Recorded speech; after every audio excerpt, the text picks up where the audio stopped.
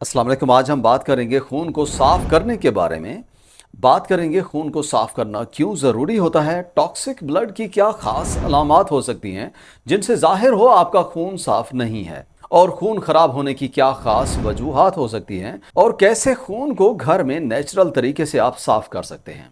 और वीडियो के आखिर में कुछ रेमेडीज और कौन सी खुराक आप खाएं ये भी बताएंगे। पहली चीज, खून को साफ करना क्यों जरूरी है। जरा सोचें, अगर आपने एक चीज एक जगह से दूसरी जगह पहुंचानी है और रास्ते में रोड साफ ना हो, टूटा हुआ हो या रोड कहीं ब्लॉक हो और आप खुद भी सेहतमंद ना हो, तो वहां तक एक तो जल्दी नहीं पहुंच पाएंगे और दूसरा थक भी जाएंगे, और जो आपने पहुंचाना होगा वो सही वहां तक नहीं पहुंच पाएगा। बिल्कुल इसी तरह से हमारा खून हमारे जिस्म में ग़िज़ाइयत और ऑक्सीजन को जिस्म के एक हिस्से से दूसरे हिस्से में ले जाता है। लेकिन जब खून साफ ना हो, उसमें टॉक्सिन्स हों और खून की रगों में कहीं तंगी या ब्लॉकेज हो, तो वहां ग़िज़ाइयत और ऑक्सीजन का पहुंचना मुश्किल हो जाता है, और खून में इन्हीं टॉक्सिन्स की वजह से विटामिन, मिनरल्स, हार्मोन्स और दूसरे ज़रूरी न्यूट्रिएंट्स भी इम्प्योर हो जाते हैं। उनमें एक तरह से मिलावट हो जाती है, जिसकी वजह से जिस्म में उनका जो काम है वो सही नहीं हो पाता। ये खून का ख़राब होना फिर हमारे जिस्म में मुख्तलिफ तरह से मसाइल पैदा कर देता है। अब हम कैसे जान सकते हैं कि हमारा खून वाकई में खराब हो चुका है या साफ नहीं है। देखिए, आयुर्वेद के मुताबिक खून के साफ ना होने की बड़ी वजह जिस्म में गर्मी का ज्यादा होना है, जिसके बाद हमारे जिस्म में कुछ खास अलामात जाहिर होती हैं। ये अलामात आमतौर पे हमारी जिल्द के मसाइल की शक्ल में नजर आती हैं। इसकी वजह से खुजली हो सकती है, एलर्जी हो सकती है, रैशेस पड़ सकते हैं, चेहरे पे दाने हो सकते हैं, जिल्दी खारिश की किस्में जैसे एक्जिमा और सोराइसिस वगैरह हो गए वो हो सकती हैं। जिल्द में अलामात जाहिर होने के अलावा हमारे बाल गिरने लग जाते हैं, सर में दर्द होता रहता है, हर वक्त सुस्त और नींद का एहसास होता रहता है, भूख में कमी होना, यूरिन का रंग ज्यादा पीला हो जाना, और औरतों में मेंस्ट्रुअल ब्लीडिंग का ज्यादा होना और जिस्म पे जलन महसूस करना, ये सारी अलामात इस बात को जाहिर करती हैं हमारा खून साफ नहीं है। जैसे कि सभी लोग जानते हैं, हमारे जिस्म में सारे आज़ा और टिश्यूज में खून जाता है, और अगर आप इन अलामात को ठीक नहीं करते और आपका खून साफ नहीं होता तो फिर उससे दायमी अमराज का खतरा बढ़ जाता है, जैसे मोटापा हो गया, दिल की बीमारियां हो गई, शुगर और गुर्दों की बीमारियां वगैरह शामिल हैं। Causes of blood toxicity. अब हमारा खून खराब क्यों होता है, कौन सी वजूहात हैं जिनसे खून टॉक्सिक हो जाता है। हम वीडियो में वजूहात के साथ उसे कैसे ठीक करना है वो भी बताते चलते हैं, इसलिए वीडियो को ध्यान से देखें और समझें। वैसे तो जहां हम रहते हैं उसकी पॉल्यूशन से हमारा खून खराब होता है, जिसे अक्सर दफा हम कंट्रोल नहीं कर सकते जब तक कि आप वो जगह ना छोड़ें।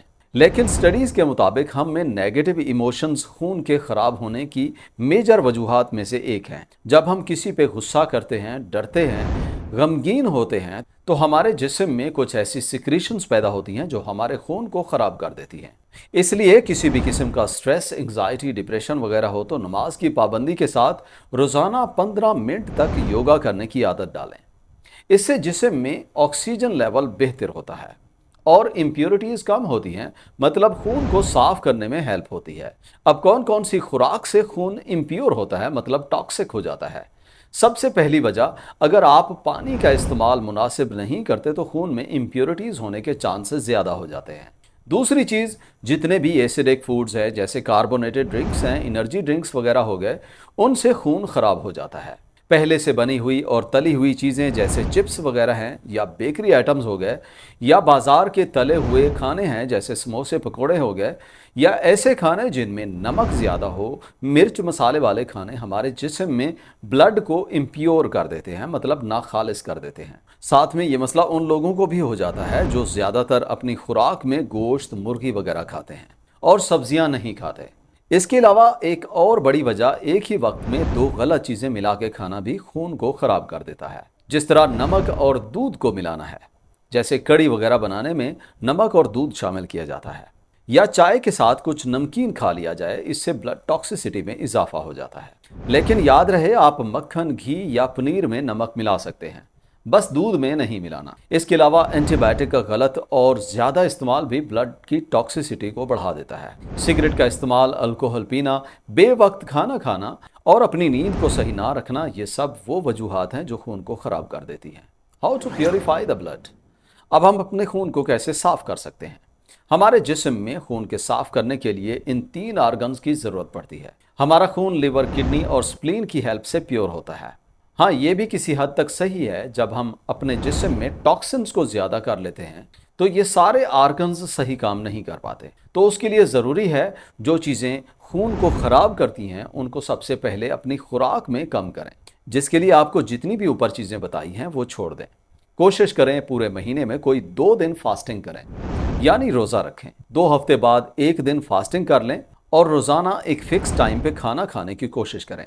शाम के 7 बजे तक खाना खा लें, उसके बाद कुछ न खाएं और फिर सुबह 9 बजे के करीब अपना नाश्ता करें। इससे कोई 14 घंटे का गैप आपके खाने में आ जाता है, जिसे हम आम अल्फाज में इंटरमिटेंट फास्टिंग भी कहते हैं, जिससे जिगर, स्प्लीन और किडनी का काम बहुत हद तक बेहतर हो जाता है।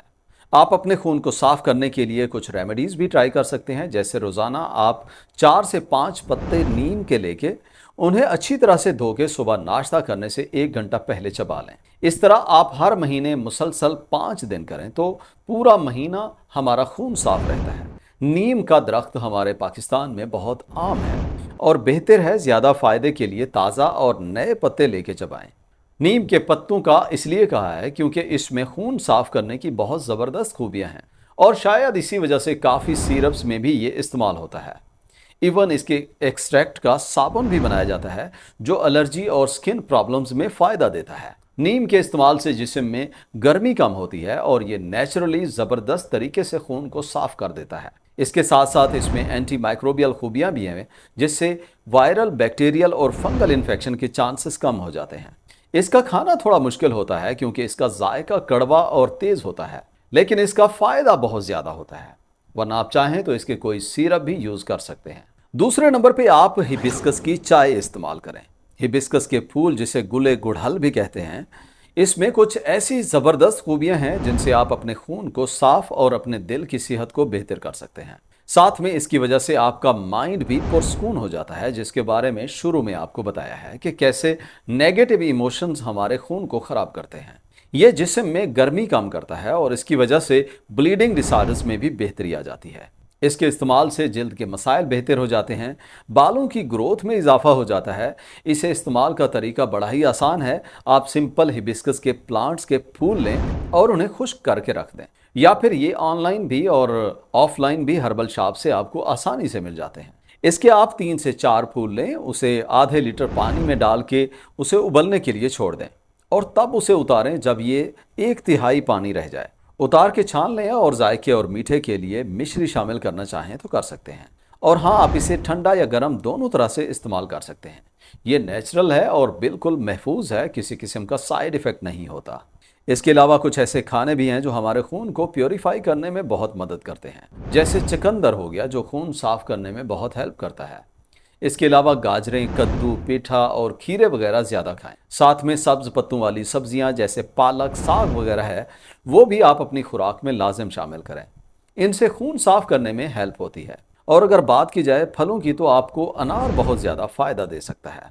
इसके अलावा आप पके हुए आम खाएं। सेब, जामुन और आंवला वगैरह भी खाने से खून साफ हो जाता है। और कोई भी फल या सब्जियां जो थोड़ी बहुत खट्टी होती हैं, उनमें नेचुरली खून को साफ करने की खूबियां होती हैं। इस तरह करेले हैं, जिस तरह से करेले हैं जिनका इस्तेमाल हफ्ते में 1 दफ़ा लाजिम करना चाहिए। इसके अलावा रात को सोने से पहले हल्दी वाला दूध भी इस्तेमाल करें। अदरक और मेथी दाना भी खून को साफ करने के लिए बहुत मुफीद हैं। उम्मीद करते हैं आज की वीडियो से आपने काफ़ी कुछ नया सीखा होगा। अगर वीडियो अच्छी लगी हो तो वीडियो को लाइक और शेयर करें, और कोई सवाल हो तो कमेंट सेक्शन में आप पूछ सकते हैं। और अगर आप हमारे चैनल पे पहली दफ़ा हैं और चैनल को सब्सक्राइब नहीं किया तो सब्सक्राइब करें। मिलते हैं अगली वीडियो में, तब तक के लिए अल्लाह हाफ़िज़।